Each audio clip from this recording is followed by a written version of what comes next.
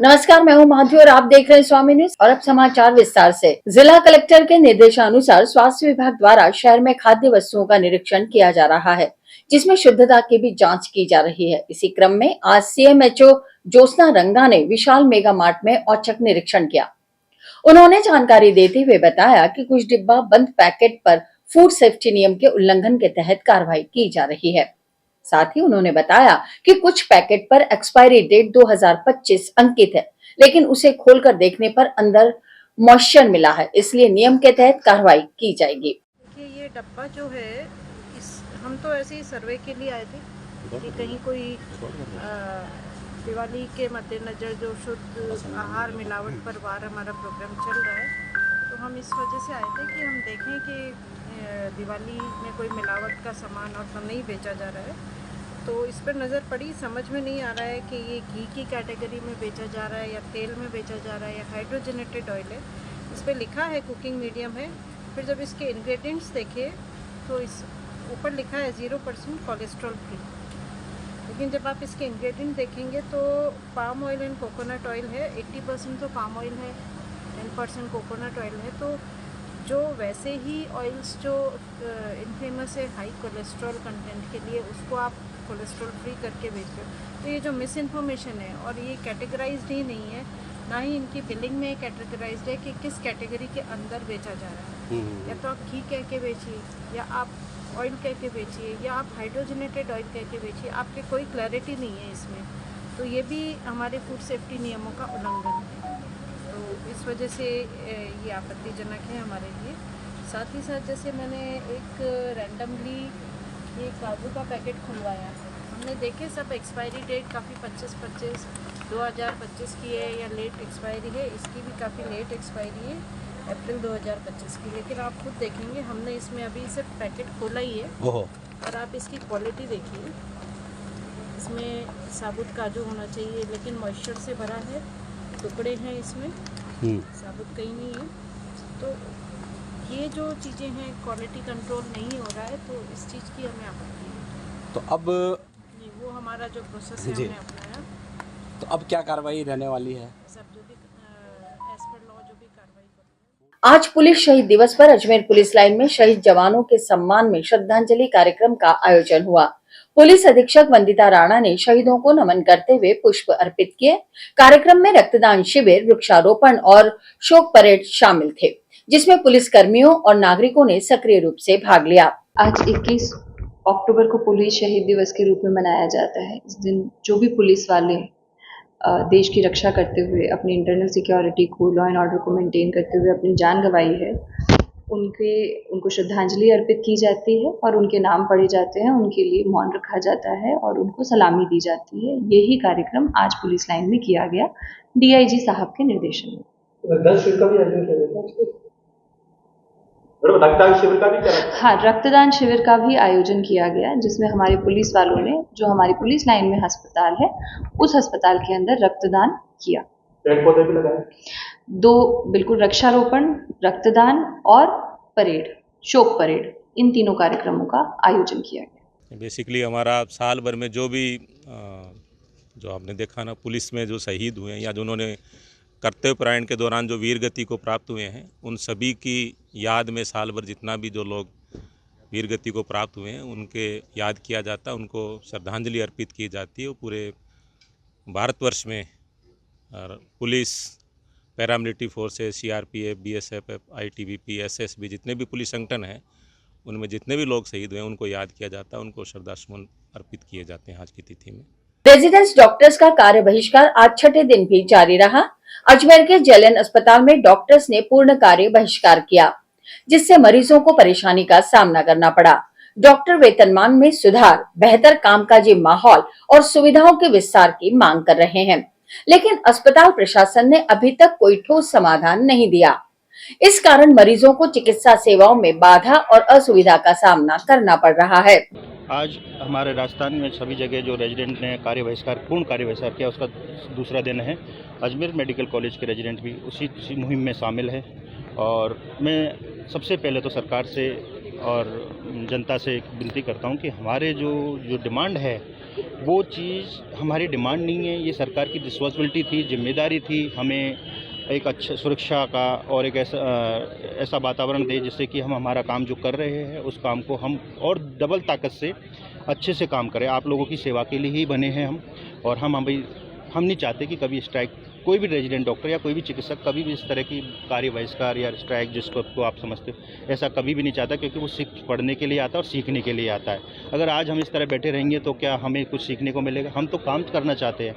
आज हमारे रेजिडेंट को कोई भी मौका मिलता है वो बिल्कुल अपना हाथ खाली नहीं छोड़ते, जाते हैं डबल उसमें रात में 24 घंटे 48 घंटे लगातार ड्यूटियाँ करते। तो मेरा आपके सभी के माध्यम से यही है, और जनता से माफ़ी मांगना चाहता हूँ कि आपको जो तकलीफ़ हो रही है, मैं उसके लिए मेरे रेजिडेंट साथियों से और पूरे राजस्थान के रेजिडेंट साथियों की तरफ से माफ़ी मांगता हूँ। और आप सभी सरकार से इस पर कीजिए कि जल्दी से हमारे साथ कोई वार्ता की जाए, और हमारी जो जेन्युइन डिमांड है, जो हमारी बेसिक नीड थी, उन चीज़ों की डिमांड की है हमने। कोई सुरक्षा को लेके और जो हमारी बेसिक फैसिलिटी हॉस्टल वगैरह में जो रहते हैं उन चीज़ों के लिए देने में आप इतना टाइम लगा रहे हो, ये गलत बात है।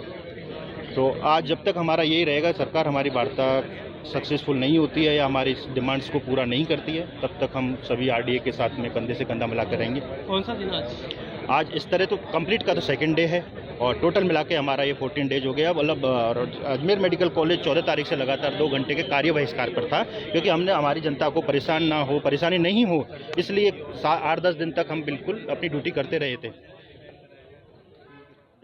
अजमेर के वार्ड संख्या 72 के पार्षद गजेंद्र सिंह रलावता ने आज गांधी भवन पर धरना दिया। उन्होंने जानकारी दी कि उनके वार्ड में एक जमीन है जो आम रास्ते के रूप में चिन्हित है, और यह जमीन अजमेर विकास प्राधिकरण के नाम पर है। वर्ष 2023 में किसी व्यक्ति ने उस जमीन का नक्शा अपने नाम करवा लिया। पार्षद रलावता ने बताया कि उनकी शिकायत पर नगर निगम ने यह नक्शा खारिज तो कर दिया, लेकिन अब तक उस स्थान पर अतिक्रमण मौजूद है और जमीन से कब्जा नहीं हटाया गया। वार्ड संख्या 72 जहाँ से मैं निर्वाचित पार्षद हूँ, वहाँ खसरा नंबर 2647 जो कि जमाबंदी में नगर सुधार न्यास के नाम से दर्ज है और आम रास्ता है, उस खसरे में जाली दस्तावेज बना करके और पिछले साल 2023 में मई जून में किसी शख्स ने यहाँ नक्शा पास करवा लिया। मेरे द्वारा वार्ड वालों ने बताया, मैंने शिकायत करी तो जुलाई 2023 में वो नक्शा खारिज कर दिया गया। यानी नगर निगम प्रशासन ने भी ये मान लिया कि अगले ने दस्तावेज गलत दिए थे और सरकारी भूमि है, उसमें नक्शा पास कराया था, खारिज हो गया। तब मैंने आयुक्त महोदय से निवेदन किया लिखित में कि ऐसा शख्स जिसने यहाँ जाली दस्तावेज प्रस्तुत किए हैं, इसके विरुद्ध FIR लॉन्च कराई जाए। साथ ही जो नक्शा नवीस जिसने इस नक्शे का अनुमोदन किया उसे ब्लैक लिस्टेड किया जाए, और इसका जो अवैध निर्माण जो बाउंड्री वाल इसने बना रखी उसको तोड़ा जाए। लेकिन अफसोस के साथ कहना पड़ रहा है कि 15-16 माह होने के पश्चात भी आज तक वहाँ किसी ने भी ना तो अतिक्रमण हटाया, ना इसके विरुद्ध FIR लॉन्च करी निगम प्रशासन ने, ना कोई कार्रवाई हुई है। इस संबंध में मैंने हमारी नगर निगम की साधारण सभा जो अभी 27 तारीख को पिछले माह हुई थी, उसमें भी मैंने महापौर महोदय से निवेदन किया था और मैंने कागजात प्रस्तुत किए थे सदन में, और मैंने वहाँ पे ये निवेदन किया था कि अगर अब भी कोई कार्रवाई नहीं होती तो मैं 15 दिवस पश्चात यहाँ पे सत्याग्रह और धरना जारी करूँगा। लेकिन आज तक अफसोस के साथ कहना पड़ रहा है कि आज तक उसके विरुद्ध कोई कार्रवाई नहीं हुई है। आज भी नक्शा वहीं का वहाँ कायम है, नक्शा तो खारिज है लेकिन उसका कब्जा कायम है। और शायद निगम प्रशासन जो हमारे अवैध निर्माण प्रभारी हैं, जो 8 महीने से लगातार एक ही शख्स प्रभारी है अधिकारी, तो उस आदमी को मैंने 50 बार अधिकारी जी से निवेदन कर चुका हूँ, लिखित में कर चुका हूँ, लेकिन वो शायद ये इंतजार कर रहे हैं कि कब कोर्ट से वो स्टे लिया हुए। जो आदमी जाली दस्तावेज से नक्शा पास करा सकता है तो कोर्ट से भी दस्तावेज लगा करके ला सकता है, लेकिन आज तक उन्होंने उसके विरुद्ध कोई कार्रवाई नहीं करी। अब मजबूर होकर मुझे आज यहाँ सत्याग्रह पे धरने पे बैठना पड़ा है, ताकि नगर निगम की मेरी वार्ड नंबर 72 की जो जगह है वो अतिक्रमण से मुक्त हो जाए, और चाहे तो निगम प्रशासन उसको सामुदायिक भवन में दे। हमारे यहाँ वैसे ही मेरा वार्ड पूरा पहाड़ी क्षेत्र है, कहीं सामुदायिक भवन नहीं है, जनहित के लिए काम में ले हुए, लेकिन पता नहीं अधिकारी जो हमारे प्रभारी अधिकारी हैं उनकी क्या सोच है। इस पर वो मजबूर होकर मेरे साथियों के साथ आज मुझे बैठना पड़ रहा है। सभी साथी मेरा सहयोग कर रहे हैं, इनकी सहयोग से, और मैं जब तक संघर्ष करता रहूँगा जब तक कि कोई न कोई कार्रवाई ना हो। आप नगर निगम के उपायुक्त भी रह चुके हैं, उसके बावजूद इतनी लापरवाही है तो आप बताएं। आप सही कह रहे हैं कि मुझे अपने आप पे कई बार शर्म आती है कि मैं जिस संस्थान में 20 साल मैंने यहाँ सर्विस किया और मैं अधिकारी रूप में रहा हूँ, और ये यहाँ मैं निगम के अधिकारी, अगर उनके दिमाग में ये है कि पिछले 4 साल से कोई अधिनियम म्यूनिसिपल एक्ट 2009 तो चेंज हुआ नहीं है, वही अधिनियम था, और हो सकता है कि उनसे ज़्यादा हमें जानकारी है अधिनियम और धाराओं की, लेकिन वो किसी न किसी झूठी सांची धाराओं के साथ कभी कहते हैं नगर सुधार न्यास की है वो करेगा। अरे भाई, म्यूनिसिपल एक्ट 2000 में 245 धारा में स्पष्ट लिखा है कि जब सरकारी भूमि का अतिक्रमण है तो चाहे वो निगम में नियत है या नहीं है, निगम का दायित्व है उस अतिक्रमण को हटाना, लेकिन ये एक दूसरे पे टाल रहे हैं। कैसे भी इनकी सोच ये है कि कैसे भी उस भूमाफिया को कोई ना कोई फायदा मिले। कौन है भूमाफिया? मैं कभी उनसे मिलना या नहीं हुआ, लेकिन जो नक्शा पास हुआ था वो पंकज जैन और राजेंद्र अग्रवाल के नाम से नक्शा पास हुआ। अजमेर के क्षेत्रपाल हॉस्पिटल में एक महिला के ऑपरेशन के दौरान उसके सोने के गहने और 2 लाख रुपए की नकदी चोरी हो गई। महिला ने ऑपरेशन से पहले सभी गहने अपने पति को सौंपे थे। करवा चौथ के दिन जब महिला ने गहने मांगे तो पति ने पर्स चेक किया और पाया कि लगभग 10 लाख रुपए के गहने और नकदी गायब है। घटना की शिकायत किशनगंज थाने में दर्ज कराई गई है और पुलिस सीसीटीवी फुटेज की जांच कर रही है।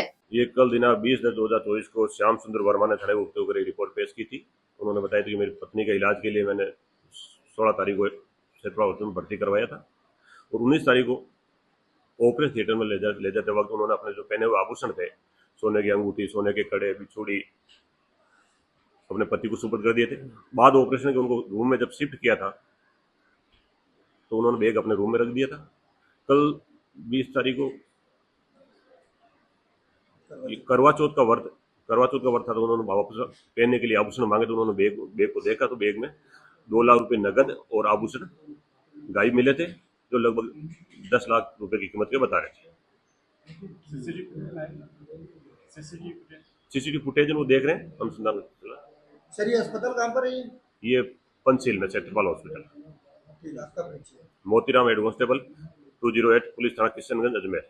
आज एकात्म मानव दर्शन अनुसंधान एवं विकास प्रतिष्ठान अजमेर इकाई द्वारा अंत्योदय स्वाध्याय मंडल का गठन किया गया। इस अवसर पर मुख्य वक्ता पूर्व मेयर श्री धर्मेंद्र गहलोत ने पंडित दीनदयाल उपाध्याय जी के लोकमत परिष्कार विषय पर विस्तार से चर्चा की और सभी श्रोताओं को प्रेरित किया कि पंडित जी के विचारों को जन जन तक पहुंचाने का कार्य स्वाध्याय मंडलों द्वारा किया जाना चाहिए। करवा चौथ की बहुत बहुत शुभकामनाएं। अब ये परिप्रेक्ष्य मुझे पता नहीं कि सोच के किया है या आज तारीख तय है या जाने अनजाने में हो गई है तय, किंतु तय मान के चलो कि हुई है ये तारीख, तो शानदार और जानदार तारीख पे तय हुई है। जिस प्रकार से करवा चौथ पे हर स्त्री अपने पति के लिए ये मंगल कामना करती है कि वो स्वस्थ रहे, प्रसन्न रहे, व्यस्त रहे और संपूर्ण रूप से क्षमशाली हो, बलशाली हो, इसलिए वो ईश्वर से प्रार्थना करती है कि दीर्घायु हो। तो आज इस परिप्रेक्ष्य में जो आज ये एकात्म मानव दर्शन संस्थान की ओर से ये गोष्ठी हो रही है और जो विषय है वह है लोकमत परिष्कार, यानी कि हम सब मिलकर इस बात की मंगल कामना करेंगे कि देश के अंदर लोकतंत्र जीवित रहे, स्वस्थ रहे, आगे बढ़े। और इसी के साथ ये समाचार बुलेटिन यही समाप्त होते हैं। मुझे दीजिए इजाजत। देखते रहें स्वामी न्यूज।